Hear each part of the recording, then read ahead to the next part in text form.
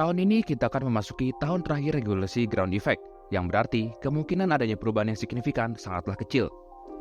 Kita masih akan melihat persaingan 4 tim papan atas di F1 antara McLaren, Ferrari, Red Bull, dan Mercedes. Semua ini karena kita berada di tahun terakhir regulasi ground effect, yang dimana tim-tim pasti tidak akan fokus terlalu banyak di mobil musim 2025 dan memilih untuk mengalihkan fokus mereka ke mobil musim regulasi baru di 2026. Mobil musim 2025 hanya akan menjadi bentuk evolusi dari mobil musim 2024, yang dimana keempat tim papan atas ini memiliki jarak performanya yang sangat tipis, dan kita pasti akan melihat persaingan yang ketat di musim 2025 ini. Ekspektasi dan harapan sudah pasti setinggi langit, karena musim kemarin yaitu 2024, kita disajikan dengan berbagai macam aksi di track dengan memiliki 7 pemenang yang berbeda. Tentu, menonton musim 2024 sangatlah berbeda, karena kita dapat melihat persaingan di track yang ketat sejak dominasi Max Verstappen di 2023 dengan memenangkan 19 dari total 22 balapan yang ada di kalender F1. Namun, sangat disayangkan di mana musim 2025 adalah musim terakhir regulasi ini, karena kita baru saja menyaksikan duel yang ketat di track. Kami termasuk salah satu pihak yang khawatir akan adanya dominasi lagi di musim 2026, di mana akan merusak reputasi F1. Rating F1 sedang naik-naiknya, dan penonton F1 terus berkembang pesat sejak tahun-tahun sebelumnya. Tidak bisa dipungkiri, adanya Drive to Survive di Netflix membantu menaikkan rating F1 dan memperkenalkan F1 di dunia. Pada 2021, F1 sedang ramai-ramainya karena persaingan ketat hingga balapan terakhir antara Lewis Hamilton dan Max Verstappen. Lalu di 2022, masih ada persaingan antara Leclerc dan Verstappen di paruh musim pertama. Namun 2023, kita disajikan dengan dominasi penuh Max Verstappen dengan kemenangan yang kurang lebih 10 hingga 20 detikan di depan. FIA harus mengantisipasi adanya dominasi baru di regulasi musim 2026 nantinya. Karena jika tidak, rating F1 dapat stuck atau bahkan turun, karena bosan akan adanya dominasi lagi. Salah satu contoh yang dapat diambil adalah pada musim 2024 kemarin. GP Austin sempat sulit untuk menjual habis tiket balapan mereka karena Max Verstappen mendominasi di awal musim.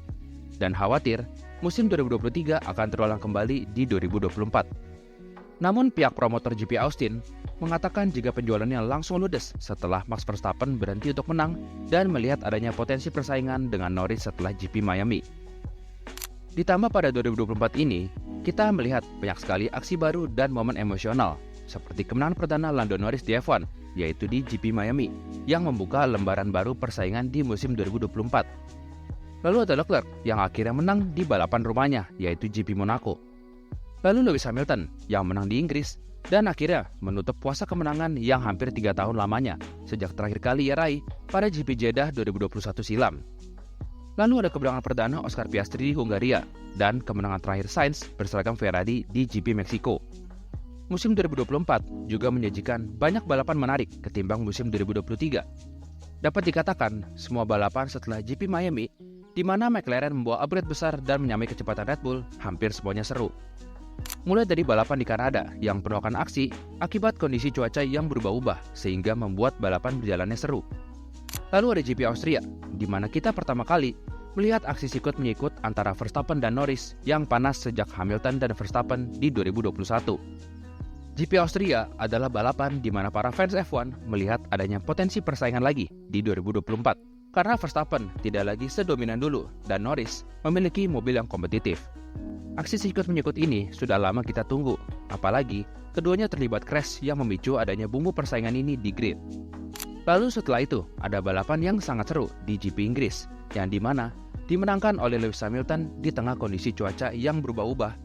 Lalu di Hungaria, ada insiden team order antara Oscar Piastri dan Lando Norris. Di Belgia, ada aksi duel antara Russell dan Hamilton ditambah dari drama George Russell di akhir balapan. Di Belanda, kita melihat Norris menang di Belanda dan mengucapkan Simply Lovely yang menyindir Max Verstappen karena ia menang di balapan rumah Verstappen. Lalu di Monza, Leclerc berhasil menang lewat strategi G2-nya, dan kita melihat di mana Red Bull tidak bisa apa-apa alias tidak berdaya di Monza. Lalu puncaknya di Austin, di mana kita melihat adanya adu taktik antara Verstappen dan Norris, yang dimana Norris menyalip Verstappen di luar trek dan akhirnya dihukum penalti karena terbuai oleh strategi bertahan Verstappen. Lalu di Meksiko, keduanya kembali adu sikut yang membuat Verstappen mendorong Norris keluar trek agar dalam tanda kutip Norris tidak menang. Lalu musim 2024 ditutup di Brasil, di mana Verstappen berhasil menang dari posisi ke-17 setelah drama red flag di kualifikasi yang hampir membuat pembalap asal Belanda ini menghancurkan garasinya. Namun tidak selesai di situ saja, drama berlanjut karena Norris mengatakan jika kemenangan Verstappen hanyalah keberuntungan semata dan bukan bagian dari talenta Verstappen. Tidak lupa dengan drama fleksi McLaren, remen tidak simetris Red Bull, mini DRS McLaren di Baku, dan adu mulut antara Verstappen dan Russell dari GP Qatar yang berlanjut hingga GP Abu Dhabi. Serta perebutan gelar konstruktor antara Ferrari dan McLaren ditentukan hingga balapan terakhir, yang diwarnai dengan Leclerc yang start dari posisi 19 dan Piastri yang alami crash di awal balapan. Menurut kami, 2024 adalah salah satu musim terbaik yang dimiliki F1 dengan segudang momen dan aksinya.